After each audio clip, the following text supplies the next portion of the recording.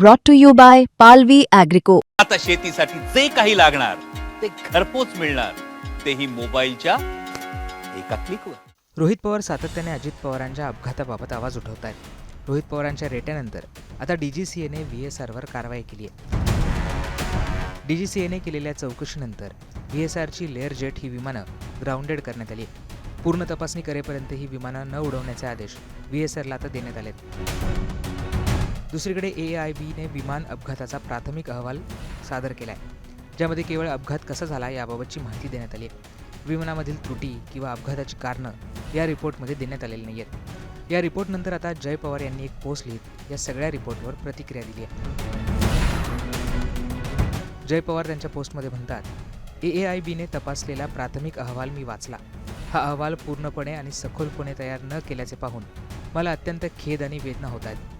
महाराष्ट्रातील जनतेला तसेच या अपघातात आपल्या प्रियजनांना गमावलेल्या सर्व कुटुंबियांना केवळ औपचारिक माहिती नव्हे तर सत्य, पारदर्शक आणि सर्वकष उत्तरं मिळालीच पाहिजेत. DGCAने ज्या मुद्द्यांवर VSR व्हेंचर्सची काही विमानं ग्राउंडेड केली आहेत, त्याच मुद्द्यांवर इतर विमानांमध्येही त्रुटी असण्याची शक्यता आपण नाकारू शकत नाही. जर सुरक्षेसंदर्भातील नियम आणि प्रक्रियांमध्ये गंभीर त्रुटी आढळल्या असतील तर केवळ काही विमानांपुरती कारवाई न करता VSR फ्लीटबाबत कठोर निर्णय घेणं आवश्यक आहे. प्रवाशांच्या सुरक्षेला सर्वोच्च प्राधान्य देत आवश्यक असल्यास VSRच्या संपूर्ण विमान ताफ्याचे पूर्णपणे संचालन बंद करण्याचाही DGCAने विचार करण्यात यावा. दरम्यान AIBच्या प्राथमिक अहवालानंतर रोहित पवार यांनी देखील नाराजी व्यक्त केली होती. प्राथमिक अहवालात AIBने कोणता प्राथमिक निष्कर्ष काढला? CID या अहवालाचा आधार घेऊन कसा तपास करणार आहे? या अहवालातील प्राण क्रमांक 4 वरील मुद्दा 5.1 मधील Baramati airfield is situated in Baramati district of the state of Maharashtra हे वाक्य AIBने हा अहवाल किती गांभीर्याने बनवलाय हे दाखवण्यासाठी पुरेसं आहे.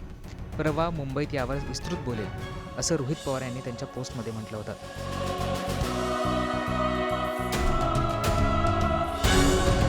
आता जय पवार यांनी देखील VSRच्या विरोधात आवाज उठवलाय. त्यामुळे सरकार आता VSRवर कारवाई करणार का हे पाहणं महत्त्वाचं असणार आहे.